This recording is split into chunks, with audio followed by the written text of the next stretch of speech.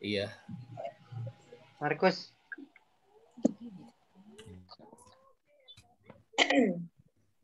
Mas Ongko.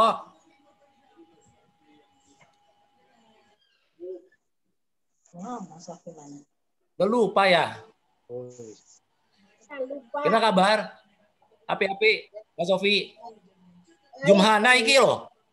Yo. Ya. Yo, aku. Ya. Udah lama ya nggak ketemu ya. Oh. Ya.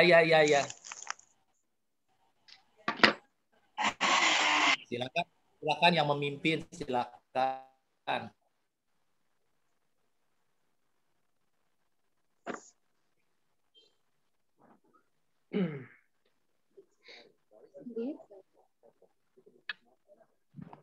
Sofi sama ada Ongko tadi tuh.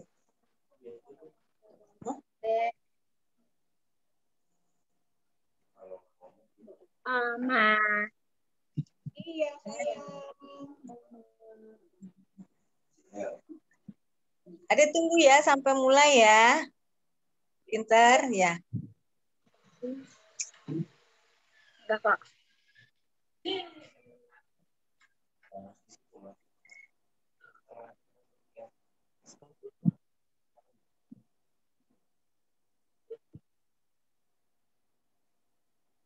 Udah nggak hilang.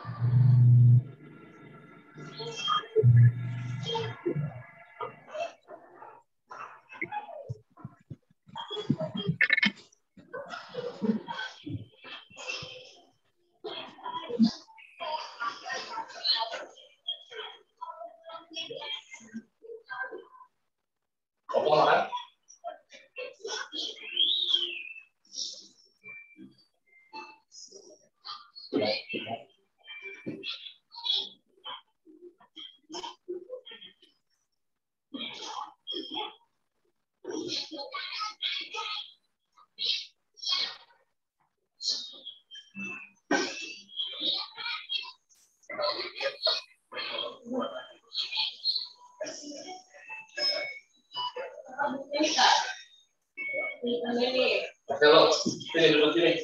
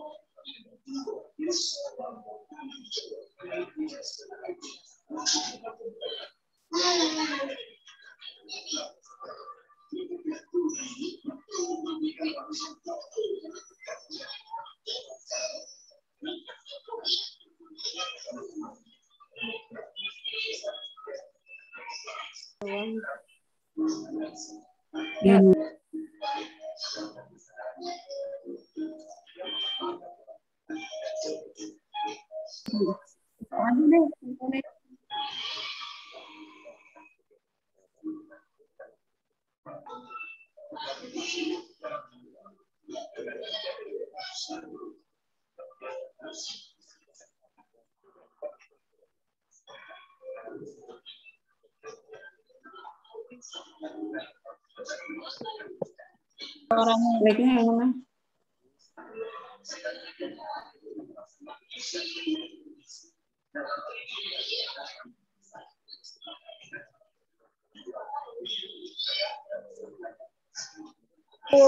Baru ngomong.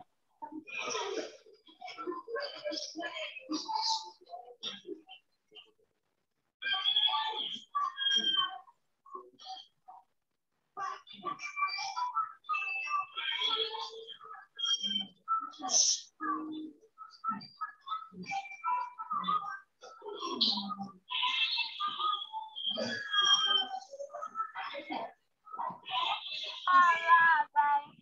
Bapak, saudara-saudara yang dikasihi Tuhan, selamat malam.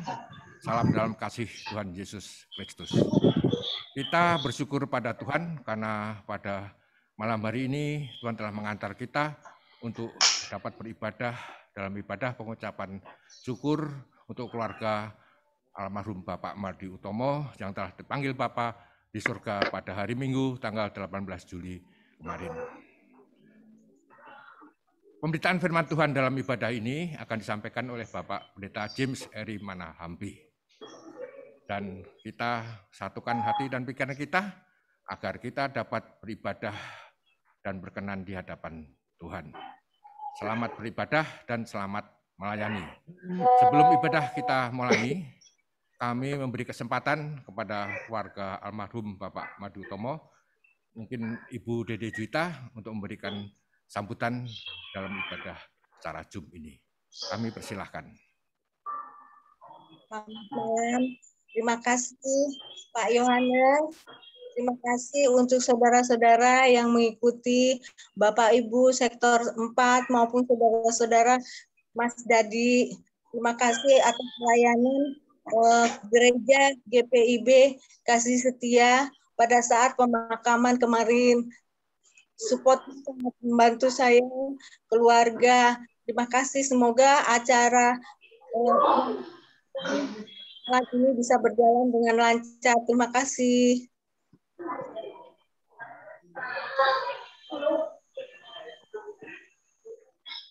Memberikan sambutan dalam ibadah pengucapan syukur pada malam hari ini. Kami mengingatkan kepada jemaat agar dalam ibadah ini supaya tidak membuka speaker. Terima kasih. Mute ya. Terima kasih. Nah, marilah Ibu Bapak, marilah kita berdiri, kita menghadap Tuhan, dan kita nyatakan syukur kepada Allah yang telah menunjukkan kuasa-Nya bagi kita semua dalam ibadah pengucapan syukur ini.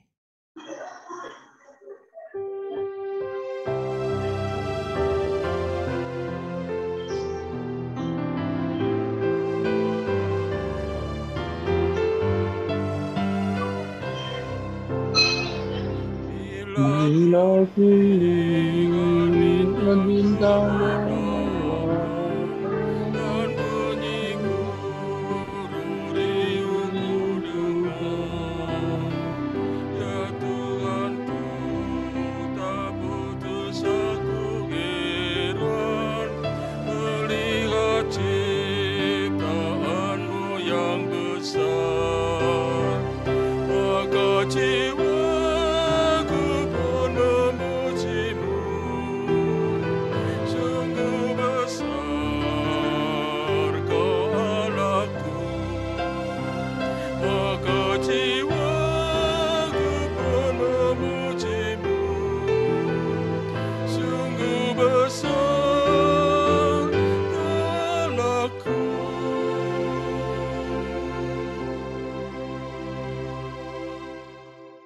Tuhan, mari kita berdoa. Ya Allah, dengan kerendahan hati kami datang ke hadirat-Mu yang kudus untuk beribadah memuji muliakan nama-Mu dalam ibadah pengucapan syukur untuk keluarga almarhum Bapak Mardi Utomo. Kami mohon padamu ya Tuhan, kiranya Engkau memimpin kami, menguasai hati dan pikiran kami, agar ibadah ini berkenan di hadapan Tuhan. Dan jemaat-Mu dapat beribadah secara Zoom meeting ini dengan sukacita, sehingga nama Tuhan dipermuliakan. Terima kasih Tuhan, inilah doa syukur kami. Hanya dalam nama Tuhan Yesus kami sudah berdoa dan mengucap syukur. Amin. Mazmur 62 ayat 6 dengan 9. Dipersilakan duduk.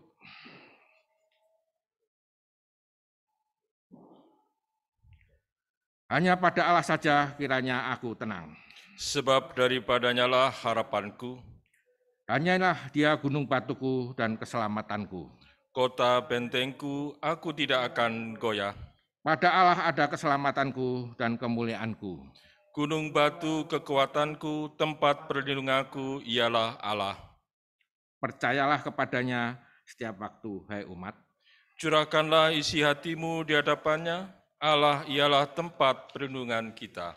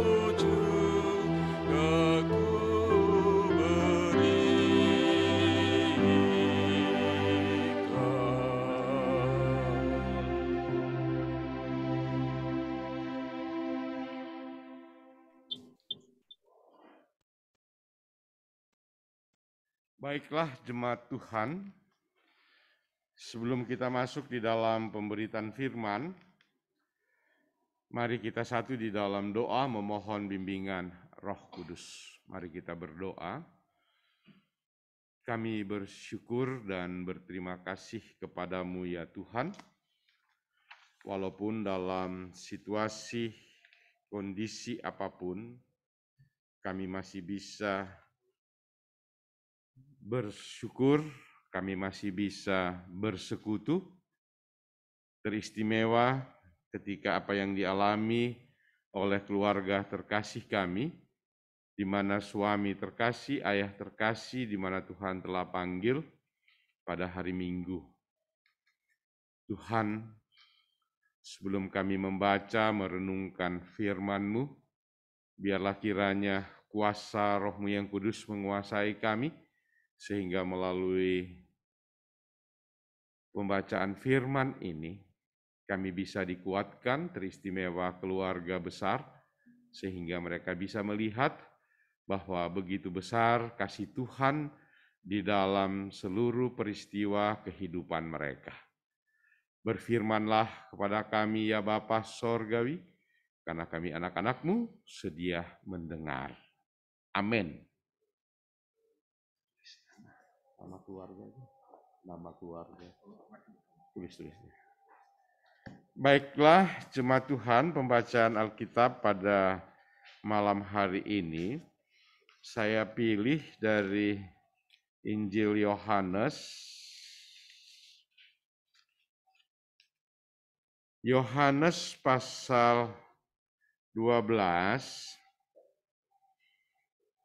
Yohanes pasal 12 ayatnya yang pertama sampai dengan ayatnya yang ke-8. Yohanes 12 ayat 1 sampai dengan ayatnya yang ke-8.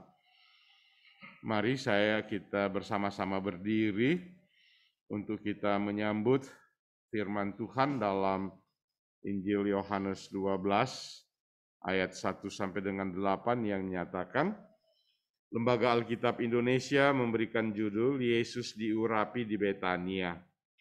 6 hari sebelum Paskah, Yesus datang ke Betania, tempat tinggal Lazarus yang dibangkitkan Yesus dari antara orang mati. Di situ diadakan perjamuan untuk dia dan Marta melayani, sedang salah seorang yang turut makan dengan Yesus adalah Lazarus.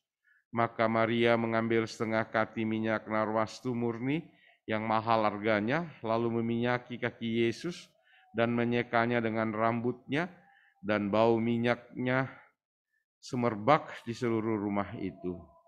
Tetapi Yudas Iskariot, seorang dari murid-murid Yesus yang akan segera menyerahkan dia, berkata, "Mengapa minyak narwastu ini tidak dijual 300 dinar dan uangnya diberikan kepada orang-orang miskin?" Hal itu dikatakan bukan karena ia memperhatikan nasib orang miskin, melainkan karena ia adalah seorang pencuri. Ia sering mengambil uang yang disimpan dalam kas yang dipegangnya. Maka kata Yesus, biarkanlah ia melakukan hal ini, mengingat hari penguburanku. Karena orang yang miskin selalu ada pada kamu, tetapi aku tidak akan selalu ada pada kamu. Demikian jauh pembacaan firman Tuhan. Yang berbahagia adalah ketika kita melakukan kehendak-Nya dalam hidup kita dari hari lepas hari. Haleluya.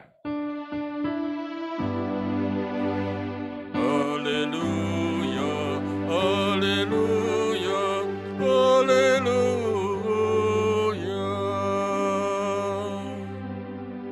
Silakan duduk.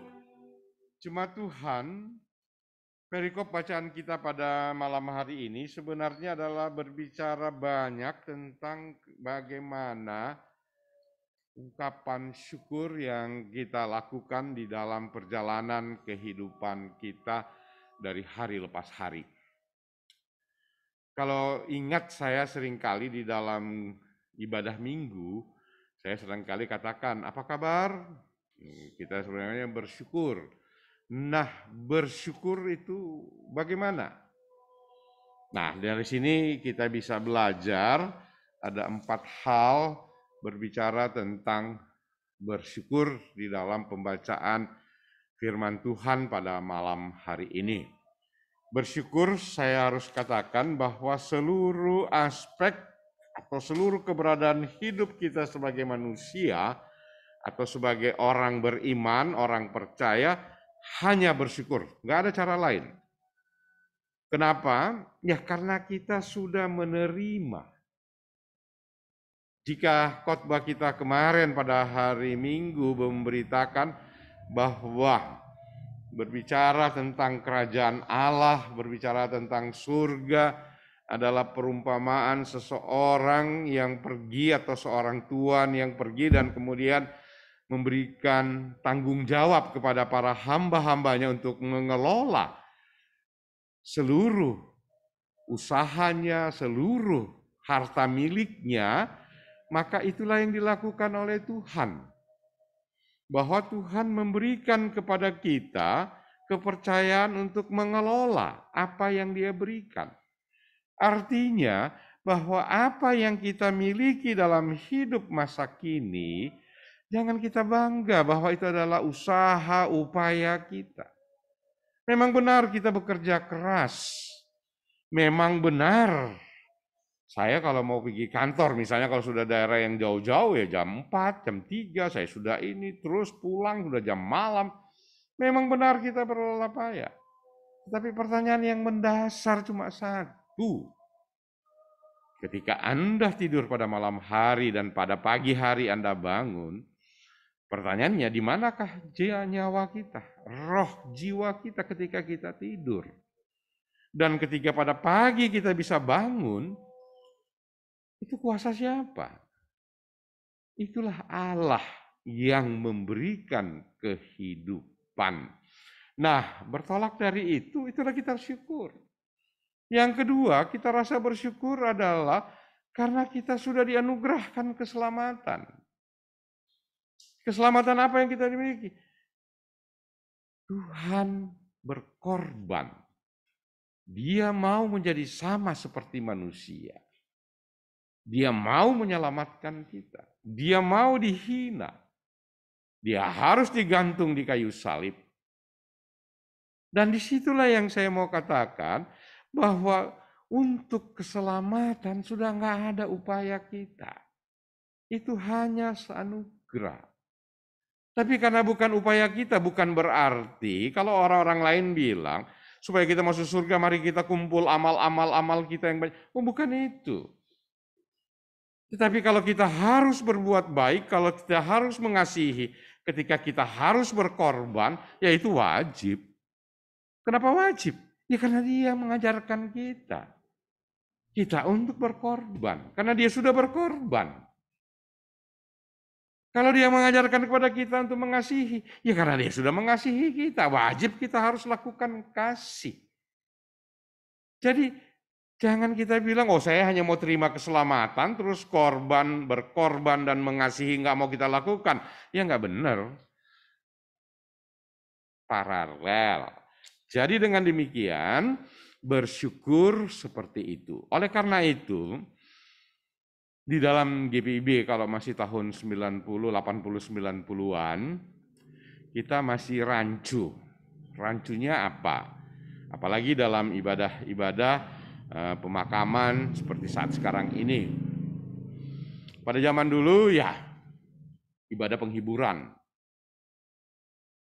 3 hari ibadah penghiburan. 40 hari penghiburan. Nggak tahu kapan bersyukurnya. Nah, di GPB dengan tata ibadah kita tahun 2010 dengan tegas menjelaskan. Ketika jenazah masih ada di dalam rumah, maka itu adalah ibadah penghiburan. Tetapi ketika jenazah sudah dikebumikan, maka itu adalah ibadah pengucapan syukur. Mau 3 hari, mau 40 hari, mau sekian-sekian, ya tinggal kita bagaimana mau melihatnya. Nah, oleh karena itu, kita memahami ibadah kita saat ini adalah dalam kerangka mengucap syukur.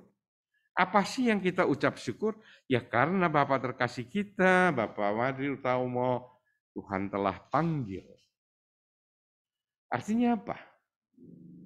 Jangan mengucap syukur kalau kita senang. Jangan mengucap syukur kalau kita rasakan kita bahagia. Siapa yang tidak senang? Saya kira Ibu Mardi, kalau bisa Bapak ini jangan dipanggil, pasti mau dong. Anak terkasih juga kalau bisa Bapak, siapa yang nggak mau? Tetapi ketika Tuhan yang berdaulat, maka kita mau bikin apa? Karena kita adalah milik Tuhan. Nah, oleh karena kita adalah milik Tuhan, maka disinilah kita mengucap syukur dan berterima kasih. Apa yang kita ucap syukur? Bahwa sekian puluh tahun, Pak Mardi Utomo sudah ada bersama-sama dengan keluarga. Pak Mardi Utomo sudah berada bersama-sama dengan lingkungan masyarakat, bersama-sama dengan kami di gereja, di jemaat sektor pelayanan 4, bahwa semua berada di dalam satu rangkaian persekutuan yang indah. Kita masing-masing bisa belajar pengalaman iman. Saya ingat keluarga Mardi Utomo mau ibadah sektor, nggak bisa di rumah, kita beribadah di Pondok Gria Pinang Gria di Pastori 2. 2 lah. Nah, pastori di sana, maka kemudian saya tanya, kenapa kita ibadah di sini? Ya, Pak Mardi masih bicara. Ya Pak, rumah saya di Kunciran, bla bla bla bla. Saya bilang, ya nggak apa-apa, bagus. Jadi kalau rumah agak jauh-jauh daripada jemaat pergi jauh-jauh lebih bagus seperti itu satu model yang bagus. Itu perjumpaan saya dengan keluarga Pak Mardi Utomo. Saya minta maaf ketika kemarin hari Minggu saya tidak bisa melayani di dalam pemakaman karena jam 5 sore saya harus pelayan firman di Jemaat GPIB Paulus Jakarta. Karena ini rangkaian sudah 2 minggu yang lalu dijadwalkan, maka tidak mungkin. Tapi saya mengatakan kepada Korsek waktu itu, Pak Loki kalau jam 2 jenazah ada di sana, saya masih bisa sampai dengan jam 3. Jam 3 saya masih bisa, jam 3 saya dari sana masih saya bisa dapat. Tapi kalau sudah jam 3, kalau saya selesai jam 4, nah saya bisa terlambat. Tapi oke, saya percaya bahwa siapapun yang melayani, bahwa Tuhan menyertai. Nah, oleh karena itu pada keluarga, jangan kita melihat dari hal, sudah ada pendeta baru, tidak. Yang pasti bahwa pendeta itu masuk di dalam pengertian presbiter. Di GPB kita mengenal istilah presbiter. Presbiter itulah diaken, itulah penatua, itulah pendeta. Kami masing-masing punya tugas yang sama. Punya tugas, kita katakan tugas umum dan tugas khusus. Nah, tugas khusus Pendeta adalah pelayan sakramen. Tugas khusus penatua adalah pembinaan, penggembalaan. Tugas khusus diaken adalah kita berbicara tentang, kita katakan, pelayanan diakonia sosial. Sementara tugas umum kita sama, yaitu menjaga, memberitakan firman Tuhan dengan benar. Nah, itulah yang saya harus garis bawahi agar supaya kita masing-masing memahami dengan baik dan benar. Nah, bertolak dari latar belakang inilah, mari kita lihat apa sih yang dibicarakan di dalam Injil Yohanes ini. Saya mau katakan ada 4 hal yang kita harus pelajari bersama-sama di dalam rangka ungkapan syukur ini. Yang pertama, latar belakang yang pertama kita harus pahami bahwa keluarga Lazarus, di mana saudara bersaudara, adik kakak mereka, ada Maria, ada Marta. Nah, ketika mereka bertiga merasakan bahwa Tuhan begitu sangat besar mengasihi mereka. Artinya, kakak terkasih mereka, Lazarus, ketika ia meninggal dunia, maka Lazarus dibangkitkan. Ingat, saya selamanya mau katakan jangan, kita sini seringkali kata bangkit, mari bangkit berdiri. Apa itu bangkit berdiri? Kalau bangkit itu orang mati dibangkitkan. Nah, jadi kurangi istilah yang terlalu terbiasa dengan bangkit-bangkit yang enggak jelas itu. Nah, di sini Lazarus dibangkitkan dari antara orang mati. Nah, ketika dia bangkit, maka disitulah keluarga ini bersyukur. Ketika mereka mendengar bahwa Tuhan Yesus dengan para murid lagi berjalan melintas di desa mereka, maka mereka berusaha bagaimana bisa Yesus dan rombongannya ini bisa berkumpul dan mereka bisa berbicara dan mereka bisa mengadakan satu ungkapan syukur melalui makan dan minum. Jadi kalau di GPB bicara makan dan minum dalam ibadah-ibadah nggak bisa dihilangkan, ya udahlah, memang dari sononya sudah jadi itu kan. Apalagi dengan kita punya tema dari mana utara, selatan, timur, barat berkumpul dan kita makan bersama, itu paling hebat sekali. Tapi ya itulah fakta bahwa bersyukur. Nah, bersyukurnya inilah Marta, Maria, dan Lazarus mengundang Yesus. Nah, dalam perjumpaan mereka di sini, kita lihat ada 4 perilaku. Saya mau katakan ada 4 perilaku yang sangat-sangat menonjol. Perilaku yang pertama adalah Marta. Jadi mari kita coba simpulkan atau kita tarik kelompok Marta ini, orang-orang yang namanya, itu Marta itu nggak ada di depan. Dia di belakang, sibuk dia dengan masak ini, masak itu, makan, bikin jamuan agar supaya orang semua makan. Jujur, mari kita lihat kalau kita bikin ibadah-ibadah syukur. Ada kelompok orang yang suka di belakang itu kan. Bahkan kalau mungkin dia bukan jadi masak, tapi begitu dia lihat di sana paling senang sekali dia nongkrong di belakang. Baru kemudian dia cicak rowo di belakang itu kan, ngoceh, dia nggak mau pusing di situ. Itulah kelompok orang yang mengucap syukur bahwa Kristus adalah ini mempersiapkan makanan dan kemudian memberikan.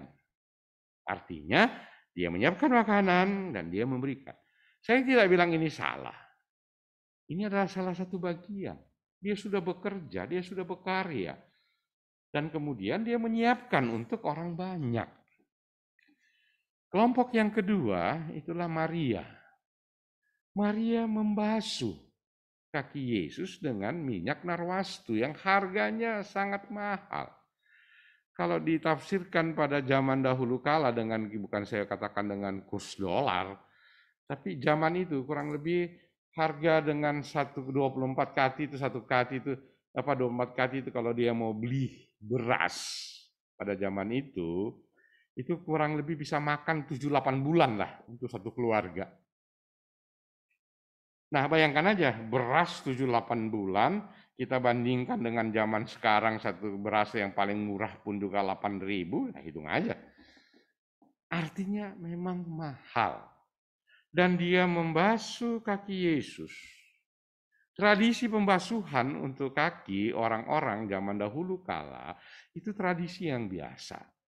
Di muka rumah setiap orang-orang Yahudi pada zaman itu, dia harus punya 2 gentong besar.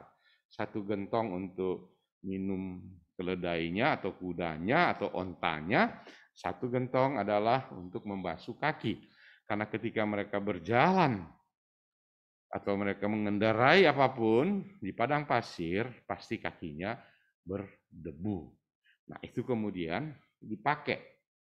Nah, kita bisa bayangkan bahwa Yesus setelah dia membasuh kaki di depan dan kemudian dibasuh kaki, adalah satu gambaran bagaimana menghargai, bagaimana menghormati. Bukan air, tapi minyak narwastu.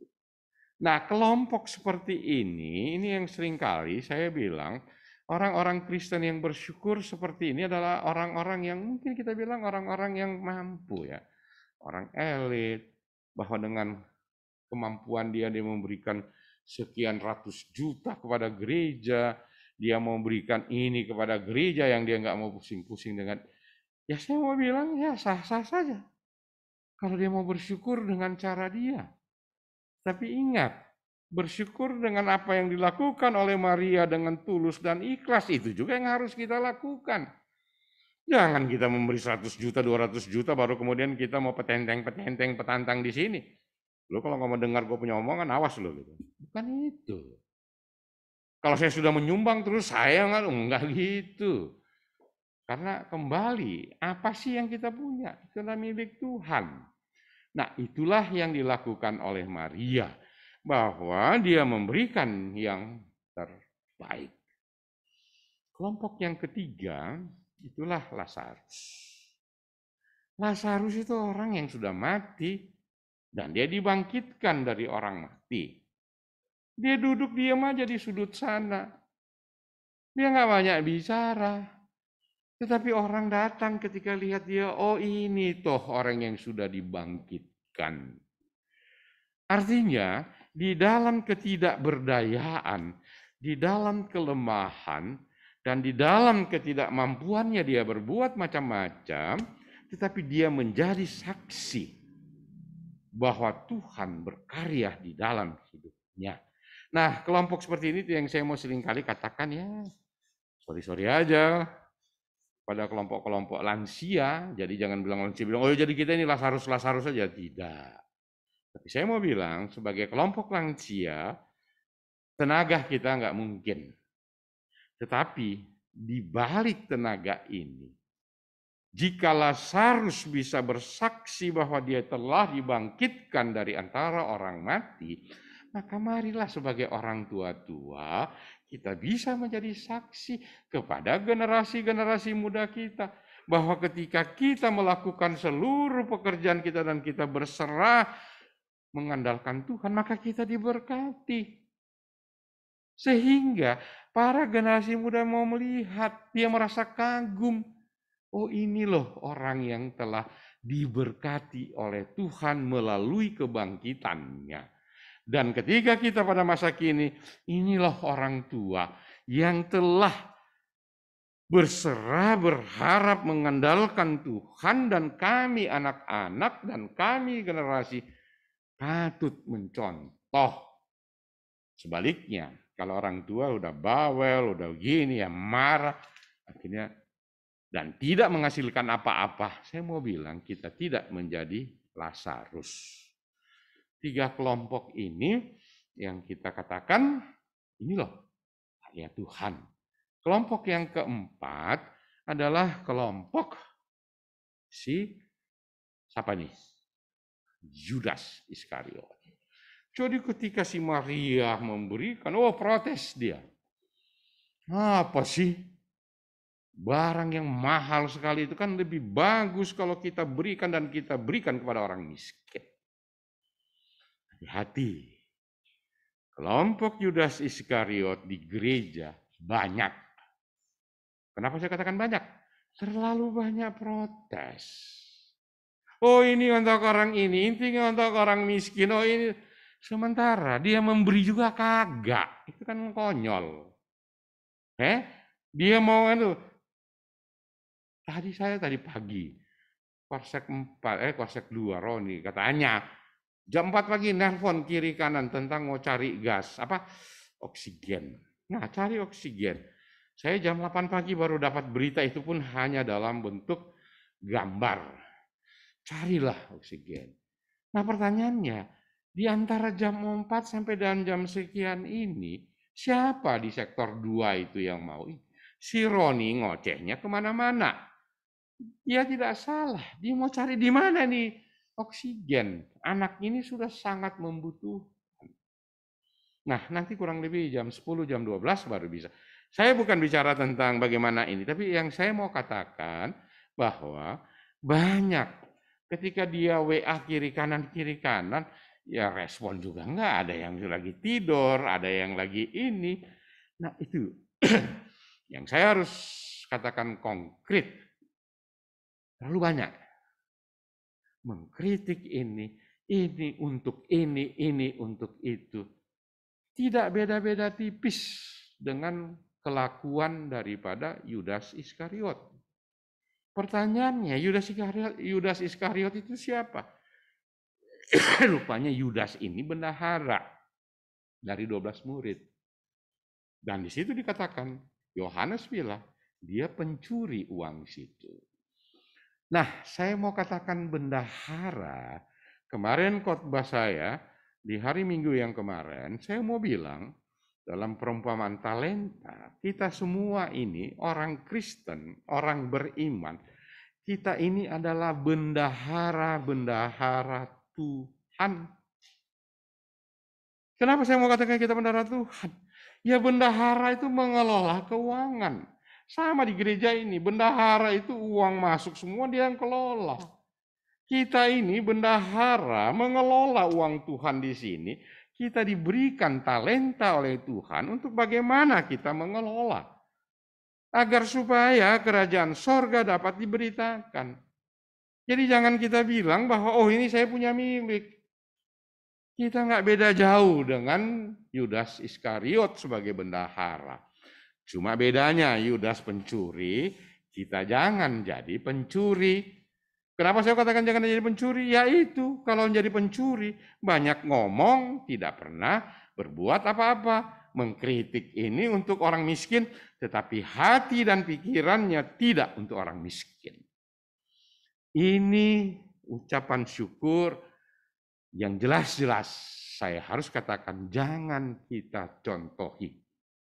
Nah, bertolak dari ini kepada keluarga Mardi Utomo, ibu dan anak-anak terkasih, mari kita lihat bagaimana Pak Mardi selama ini. Saya mau katakan bahwa ada banyak pengalaman iman, banyak ungkapan syukur yang ia lakukan dalam perjalanan hidup ini. Oleh karena itu sebagai keluarga, sebagai istri, sebagai anak, mari kita teladani itu. Bahwa ada satu sukacita. Yang pertama, kita memang tidak harus mengingat. Itu yang saya mau seringkali salah ke orang Kristen kalau ada yang kita begitu sangat kasih, tiap hari dia pergi kuburan, kalau bisa dia bikin. Nggak ada gunanya. Kenapa saya bilang tidak ada gunanya? Ketika saya memakamkan, ada satu format kalimat yang saya mau katakan, saya angkat tanah. Inilah tubuh kita adalah dari tanah, dia kembali menjadi tanah, kembali ke tanah. Jadi kalau dia sudah di tanah, ya mau bikin apa? Yang bukan menjadi tanah itu adalah roh dan jiwanya. Roh dan jiwanya inilah yang telah kembali kepada Bapa di sorga. Karena dialah pemiliknya. Kenapa saya harus katakan dia adalah pemilik? Belajarlah kita ketika Tuhan Allah menciptakan manusia. Dia ambillah lempung tanah liat, dia bikin kayak popi-popi ya, apa Nah, itu kemudian hidungnya dia hembuskan nafas. Artinya apa? Nafas itu dari dia. Jadi kalau nafas ini kembali kepada dia, ya iya. Kalau ini kembali ke tanah ya, terus kita sembah-sembah, tiap hari siram air, bawa aqua, bawa bunga-bunga, yang menurut saya nggak ada gunanya. Karena roh dan jiwanya milik Tuhan. Dan dia kembali bersama-sama dengan Tuhan. Begitulah Pak Mardi. Jadi kepada keluarga, saya minta bahwa peristiwa ini jangan membuat kalian berada dalam duka cita yang berkepanjangan. Percaya dan yakin bahwa Tuhan Allah tidak pernah meninggalkan kalian. Tuhan senantiasa memberikan kepada kalian kekuatan dan penghiburan yang sejati. Yang kedua, saya harus mau katakan, banyak pengalaman iman yang diberikan oleh Pak Mardi. Belajar pengalaman iman itu. Kita yakin sebagaimana Lazarus tadi, bahwa kita bisa belajar, kenapa sih Yesus harus bangkitkan Lazarus? Kan banyak orang yang mati pada waktu itu. Tetapi ada satu nilai, bahwa Lazarus adalah orang yang setia. Maka Yesus akan membangkitkan dia. Maka itulah yang saya katakan pengalaman iman kita. Inilah pengalaman iman dari Pak Mardi Utomo yang harus kita bangun, yang harus kita kembangkan, sehingga di dalam pengalaman iman ini, iman kita makin bertumbuh dengan kekuatan yang berasal daripada Tuhan Yesus. Nah, jika ini kita nyatakan dalam perjalanan hidup ini, maka saya yakin kita tidak akan terjebak di dalam duka cita yang berkepanjangan. Kita percaya bahwa Tuhan memberikan kita yang terbaik. Ya, 2 minggu lalu ada orang jemaat ya PKB ya, kelompok PKB saya masih ikut PKB di GPB Karisma, itu masih bertanya sama saya begini, Pak Pendeta, bagaimana sih ceritanya? Karena di medsos, barangkali kita pernah nonton kali ya, kita lihat bahwa ada seseorang dengan dia punya ilmu katanya, dia gali-gali sedikit itu kuburan, kemudian HP dia taruh di situ, baru kemudian dia tutup, baru kemudian terdengarlah suara jeritan dan segala macam. Yang seolah-olah mengatakan bahwa itulah peristiwa terjadi. Nah, teman PKB ini nanya, ini Pak Pendeta benar nggak sih berita ini? Aku bilang, ya bagaimana benar? Pun dia tanam aja itu HP-nya dia hanya sepotong ini terus saya bilang HP untuk kita orang di laut, kalau di laut itu untuk foto-foto di bawah itu tidak pakai HP biasa, itu HP khusus. Ini di bawah pasir ada HP, kemudian dengar suara. Ada gambarnya nggak? Saya tanya. Nggak ada gambarnya, katanya gelap. Ya bagaimana mau ada gambar kok ada suara? Suaranya suara yang mengerikan. Jeritan-jeritan orang yang di neraka. Saya bilang dulu jangan percaya itu adalah cerita bohong. Bahwa dengan HP dia bisa mau lihat. Karena apa? Setiap orang yang sudah mati, Tuhan menjaganya, siapapun. Jadi mau Kristen kayak mau yang makhluk Tuhan yang sudah meninggal, itu dijaga oleh bala tentara sorgawi. Dan mereka tidak bisa bergentayangan. Dan jika ada yang bergentayangan, itulah kuasa iblis. Itulah kegelapan. Nah, oleh karena itu jangan percaya model seperti ini. Tuhan menyertai, memberkati kita, menguatkan kita. Amin. Mari kita satu dalam saat teduh.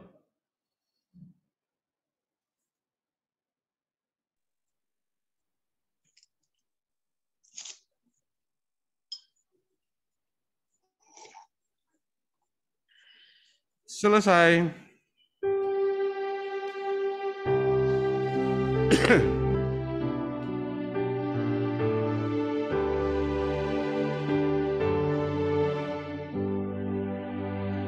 Ya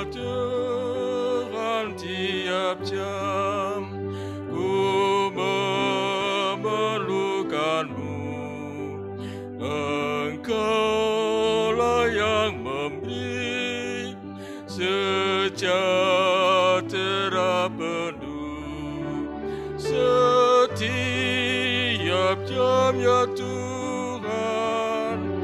Jika ku perlukan, ku datang juru selamat, berkatilah.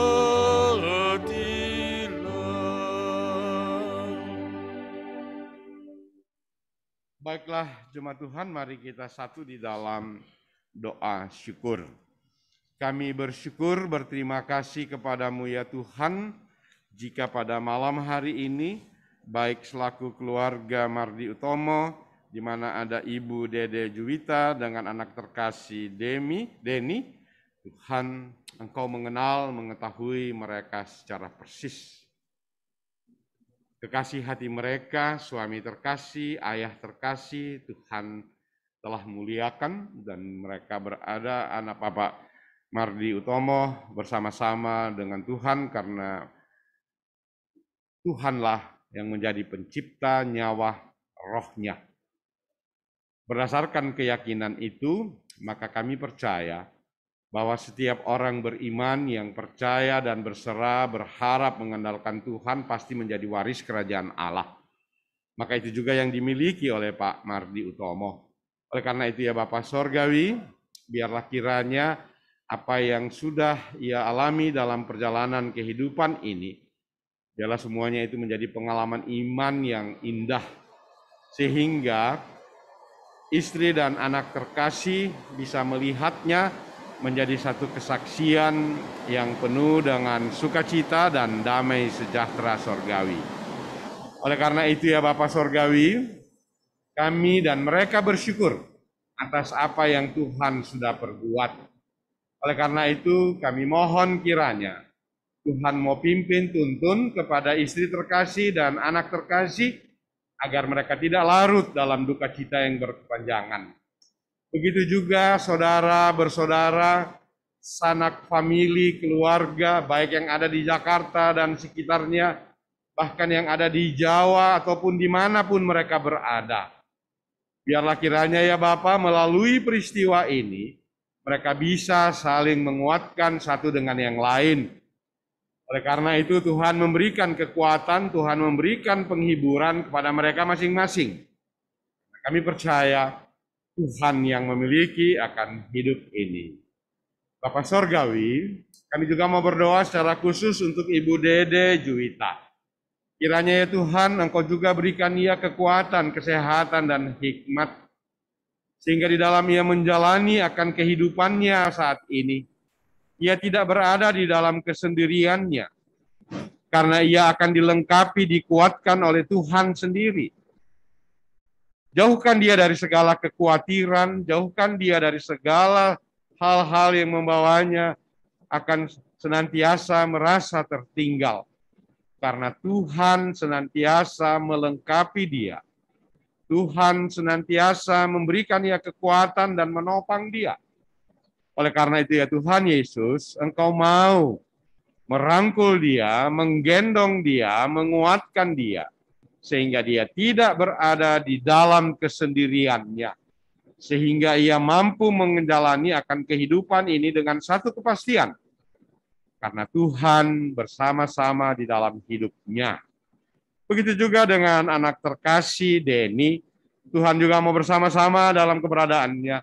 Di dalam masa mudanya, di dalam ia merancang akan hidupnya, kiranya Tuhan berkenan hadir.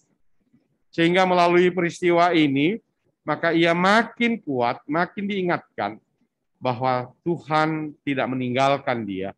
Oleh karena itu ya Bapa, berikan ia sukacita dan berikan ia damai dan sejahtera-Mu. Berkati akan masa mudanya, usaha dan pekerjaannya, biarlah semuanya bisa terjadi hanya karena kasih karunia Tuhan. Tuhan memberkati. Kami juga mau berdoa untuk seluruh keluarga besar Pak Mardi Utomo. Tuhan juga mau menyertai mereka satu persatu dimanapun mereka berada. Bapa, kami mau berdoa, kami selaku warga jemaat sektor pelayanan 4, Biarlah ketika kami melihat perjalanan kehidupan keluarga Mardi Utomo ini, maka banyak pengalaman iman yang mereka lakukan, alami di dalam persekutuan kami di sektor pelayanan 4. Biarlah pengalaman iman ini menjadi kekuatan kami satu persatu, sehingga di dalamnya kami saling menopang, saling menguatkan, saling bantu-membantu, saling bergotong royong. Sehingga keluarga Mardi Utomo ini mereka tidak berada di dalam kesendiriannya. Tetapi satu persekutuan sektor pelayanan 4, kami adalah bagian daripada tubuh Kristus, di mana kami bisa saling menopang, menguatkan satu dengan yang lain. Oleh karena itu, biarlah melalui peristiwa ini mengingatkan kami masing-masing bahwa kematian adalah satu tanda keterbatasan dan ketidakberdayaan kami selaku manusia. Bahwa kami selaku manusia pasti akan mengalami hal seperti ini. Karena itulah keterbatasan dan ketidakmampuan kami. Oleh karena itu, ajarkan kami untuk kami mengisi akan sisa hidup ini hanya untuk hormat kemuliaan kepadamu, dan kami bisa berbuat untuk sesama kami dengan yang terbaik, sehingga kami bisa berarti dalam kehidupan kami dari hari lepas hari. Tuhan memberkati kami pribadi lepas pribadi. Bapak Sorgawi, kami bersyukur bahwa seluruh rangkaian peristiwa yang terjadi baik dalam rumah sakit maupun sampai dengan pemakaman semua itu terjadi. Kami percaya semua itu adalah berkat dan kasih karunia Tuhan. Oleh karena itu, keluarga dan kami semua bersyukur dan berterima kasih atas pimpinan dan tuntunan Tuhan.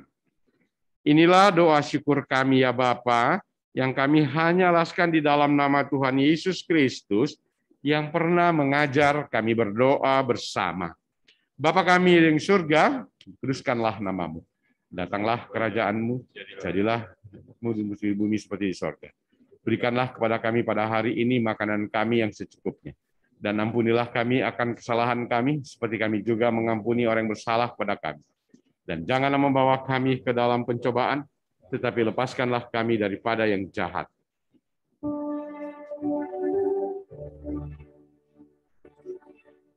Karena Engkaulah yang mempunyai kerajaan dan kuasa dan kemuliaan sampai selama-lamanya.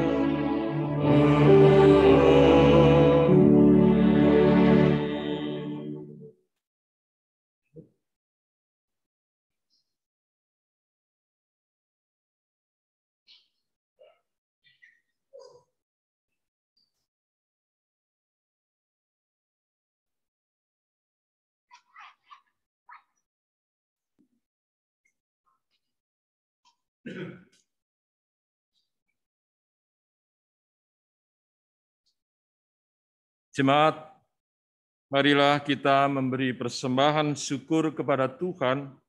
Ingatlah firman Tuhan di dalam 2 Korintus 9 ayat 7 yang menyatakan, hendaklah masing-masing memberikan menurut kerelaan hatinya, jangan dengan sedih hati atau karena paksaan, sebab Allah mengasihi orang yang memberi dengan sukacita. Jemaat dipersilahkan memberi persembahan sambil diiringi Kidung Jemaat 403 bait yang pertama. Tuhan memberkati saudara dan persembahan saudara.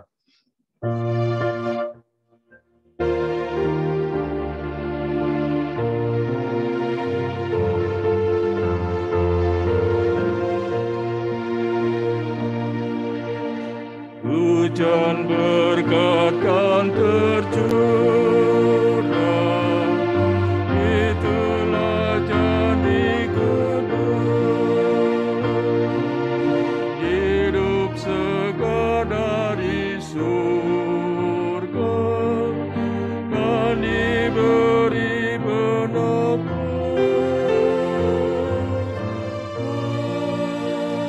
Hujan berkat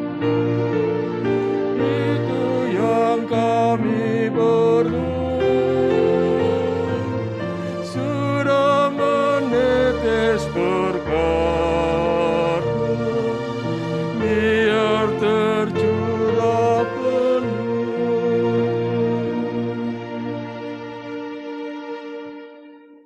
Jemaat yang dikasihi Tuhan, mari kita berdiri dan berdoa bersama-sama.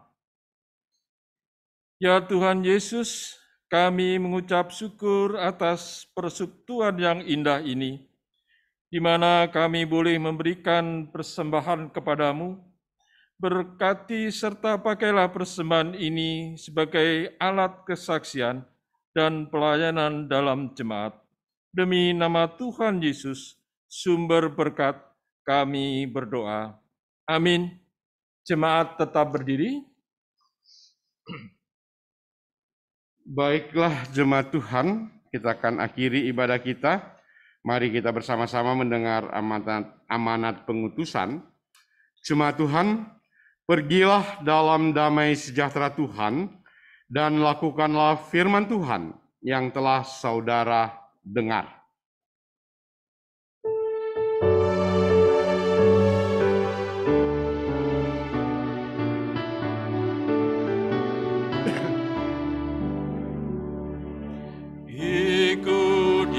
Saja Tuhan, jalan damai bagiku.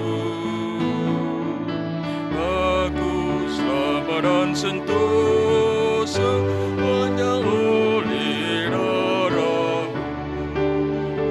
Aku ingin ikut Dikau dan mengabdi padamu. Dalam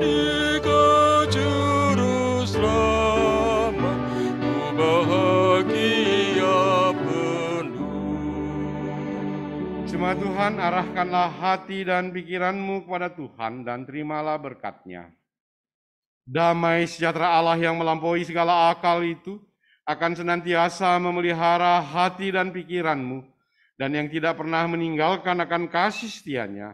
Teristimewa kepada Ibu Dede, Juwita, dan Saudara Deni, dan kamu sekalian mulai hari ini sampai selama-lamanya.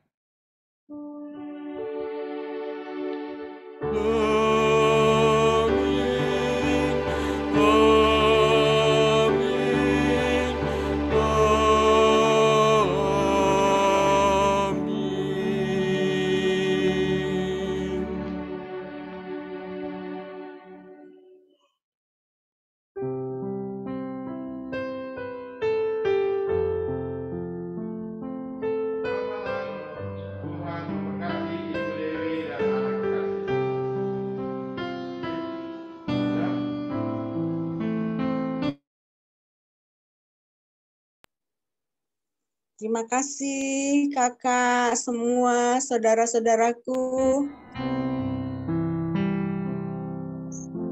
Untuk Bapak Ibu Sektor 4 juga terima kasih semua yang sudah mendukung acara ini sampai dengan selesai. Terima kasih.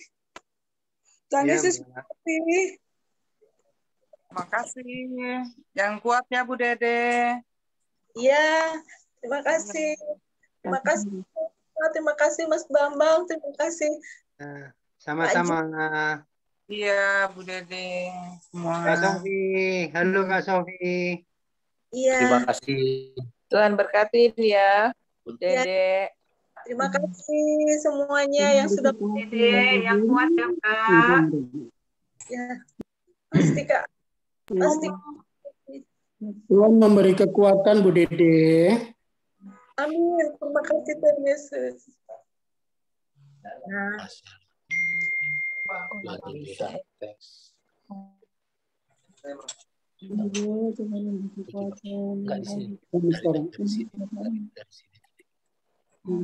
Boleh buka kamera semua nggak biar bisa dipoto? Yang atas pojok, nah, yang di atas pojok diginiin, ditekan karena nol mukanya.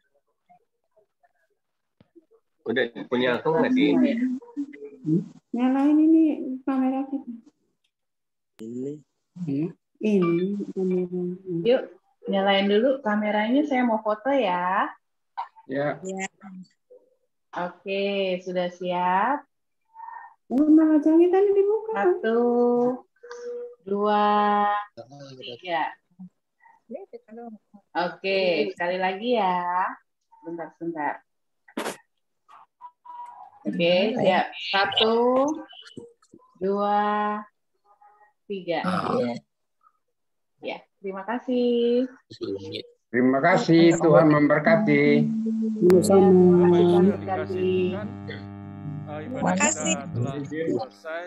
Terima kasih Tuhan memberkati Oma. Kuat ya Ibu. Coba ini lagi. Terima kasih semuanya. Kita doain Menguatkan terus. Ibu Jaga Dede. kesehatan. Selamat Tuhan Yesus memberkati. Amin. Terima kasih. Tuhan memberkati Oma. Terima kasih, Dek.